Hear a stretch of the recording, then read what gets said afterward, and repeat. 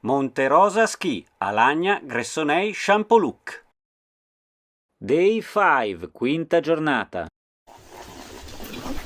Venerdì 13 febbraio 2026. E in questo video vedremo la pista C7 Belvedere blu. Start recording. Riprese video con Insta360 Ace Pro 2 in 4K 30 fps HDR. E ci saranno anche le riprese con la X5 che vedremo dopo. C7 Belvedere pista blu. Panorama fantastico sulla Val d'Ayas.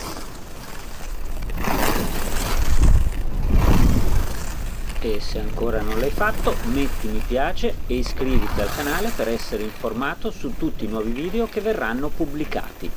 E ricordatevi di cliccare anche sulla campanella di fianco per ricevere le notifiche. Già che ci siete, condividete sui social i video che preferite. Se volete potete seguirmi su Strava per avere i dettagli su tutti i giri che faccio. Volendo potete seguirmi anche su Instagram dove trovate foto e soprattutto reel. Vi ricordo che nelle descrizioni sotto al video trovate sempre i link a tutta l'attrezzatura che utilizzo.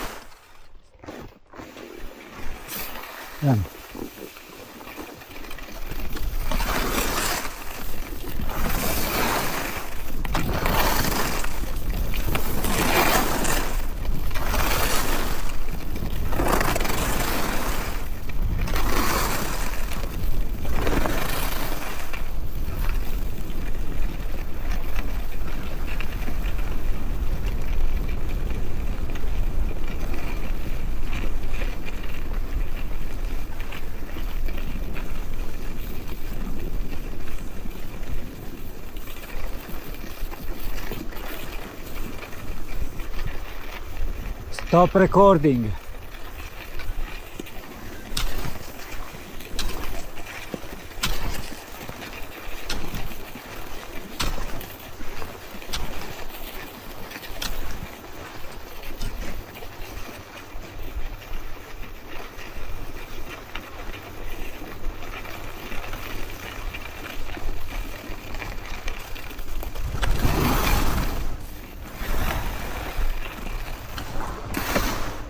E voilà! Andiamo a vedere le riprese con la X5. Riprese con Insta360 X5 in 8K 30 fps, ovviamente a 360 gradi. C7 Belvedere pista blu.